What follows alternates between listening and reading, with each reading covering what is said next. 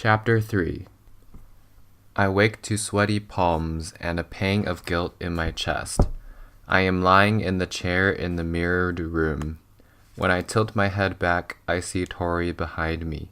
She pinches her lips together and removes electrodes from our heads. I wait for her to say something about the test, that it's over, or that I did well, although how could I do poorly on a test like this? But she says nothing, just pulls the wires from my forehead. I sit forward and wipe my palms off my slacks.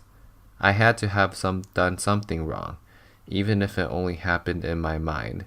Is it that strange look on Tori's face because she doesn't know how to tell me what a terrible person I am?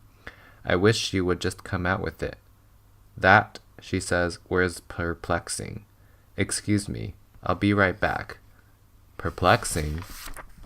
I bring my knees to my chest and bury my face in them. I wish I felt like crying, because the tears might bring me a sense of release, but I don't. How can you fail a test you aren't allowed to prepare for? As the moments pass, I get more nervous. I have to wipe my hands off every few seconds as the sweat collects, or maybe I just do it because it helps me feel calmer. What if they tell me that I'm not cut out for any faction? I would have to live on the streets, with the factionless. I can't do that. To live factionless is not just to live in poverty and discomfort. It is to live divorced from society, separated from the most important thing in life, community.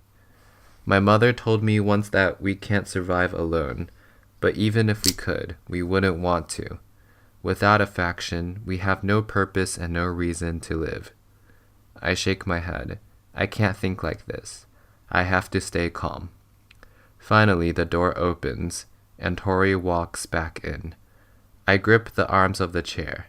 Sorry to worry you, Tori says. She stands by my feet with her hands in her pockets. She looks tense and pale. Beatrice, your results were inconclusive, she says. Typically, each stage of the simulation eliminates one or more of the factions, but in your case, only 2 have been ruled out. I stare at her. 2? I ask. My throat is so tight it's hard to talk. If you had shown an automatic distaste for the knife and selected the cheese, the simulation would have led you to a different scenario that confirmed your aptitude for amity. That didn't happen, which is why amity is out. Tori scratches the back of her neck. Normally, the simulation progresses in a linear fashion, isolating one faction by ruling out the rest. The choices you made didn't even allow Candor, the next possibility, to be ruled out, so I had to alter the simulation to put you on the bus. And there your insistence upon dishonesty ruled out Candor. She half smiles. Don't worry about that. Only the Candor tell the truth in that one. One of the knots in my chest loosens. Maybe I'm not an awful person. I suppose that's not entirely true. People who tell the truth are Candor, and the abnegation, she says, which gives us a problem. My mouth falls open. On the one hand, you threw yourself on the dog rather than let it attack the girl, which is an abnegation-oriented response. But on the other, when the man told you that the truth would save him, you still refused to tell it. Not an abnegation-oriented response. She sighs. Not running from the dog suggests dauntless, but so does taking the knife, which you didn't do. She clears her throat and continues. Your intelligent response to the dog indicates a strong alignment with the erudite. I have no idea what to make of your indecision in stage 1, but... Wait, I interrupted her. So you have no idea what my aptitude is? Yes and no. My conclusion, she explains, is that you display equal aptitude for abnegation, dauntless, and erudite. People who get this kind of result are... She looks over her shoulder like she expects someone to appear behind her. Are called Divergent. She says the last word so quietly I almost don't hear it, and her tense, worried look returns. She walks around the side of the chair and leans in close to me. Beatrice, she says, under no circumstances should you share that information with anyone. This is very important. We aren't supposed to share our results. I nod. I know that. No. Tori kneels next to the chair now and places her arms on the armrest. Our faces are inches apart. This is different. I don't mean you shouldn't share them now.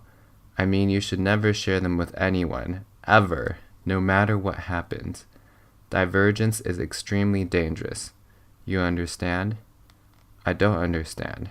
How could inconclusive test results be dangerous? But I still nod. I don't want to share my test results with anyone anyway. Okay. I peel my hands from the arms of the chair and stand. I feel unsteady. I suggest, Tori says, that you go home. You have a lot of thinking to do, and waiting with the others may not benefit you. I have to tell my brother where I'm going. I'll let him know. I touch my forehead and stare at the floor as I walk out of the room. I can't bear to look her in the eye. I can't bear to think about the choosing ceremony tomorrow. It's my choice now, no matter what the test says. Abnegation, dauntless, erudite, divergent. I decide not to take the bus. If I get home early, my father will notice when he checks the house log at the end of the day, and I'll have to explain what happened. Instead, I walk. I'll have to intercept Caleb before he mentions anything to our parents, but Caleb can keep a secret. I walk in the middle of the road. The buses tend to hug the curb, so it's safer here. Sometimes, on the streets near my house, I can see places where the yellow lines used to be. We have no use for them now that there are so few cars. We don't need stoplights either, but in some places they dangle precariously over the road like they might crash down any minute. Renovation moves slowly through the city, which is a patchwork of new, clean buildings and old, crumbling ones.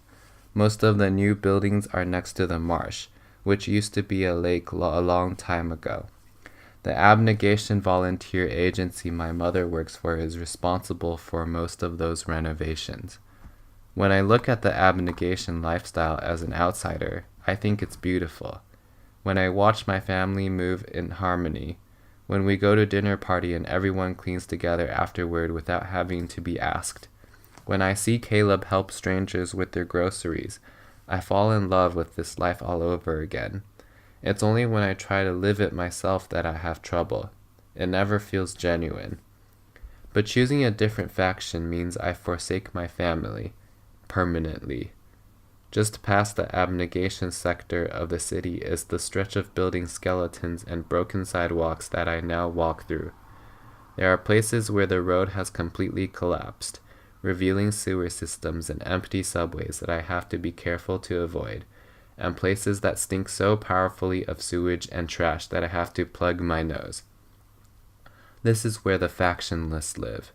Because they failed to complete initiation into whatever faction they chose, they live in poverty, doing the work that no one else wants to do.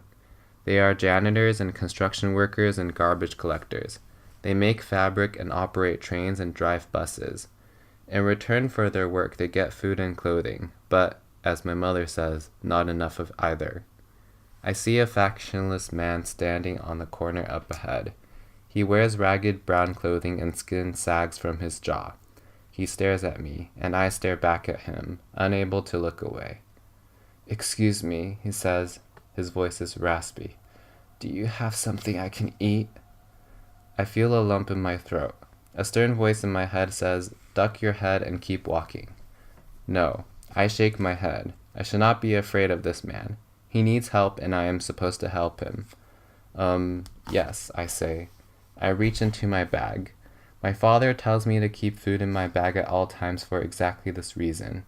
I offer the man a small bag of dried apple slices.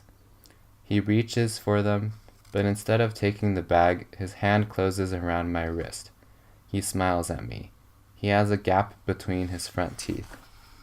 "My, don't you have pretty eyes," he says. "It's a shame the rest of you is so plain." My heart pounds. I tug my hand back, but his grip tightens. I smell something acrid and unpleasant on his breath. "You look a little young to be walking around by yourself, dear," he says. I stop tugging and stand up straighter. I know I look young. I don't need to be reminded. I'm older than I look, I retort. I'm 16. His lips spread wide, revealing a gray molar with a dark pit in the side. I can't tell if he's smiling or grimacing. Then isn't it a special day for you, the day before you choose? Let go of me, I say. I hear ringing in my ears. My voice sounds clear and stern, not what I expected to hear. I feel like it doesn't belong to me. I am ready. I know what to do. I picture myself bringing up my elbow back and hitting him. I see the bag of apples flying away from me. I hear my running footsteps. I am prepared to act. But then he releases my wrist, takes the apples, and says, "Choose wisely, girl."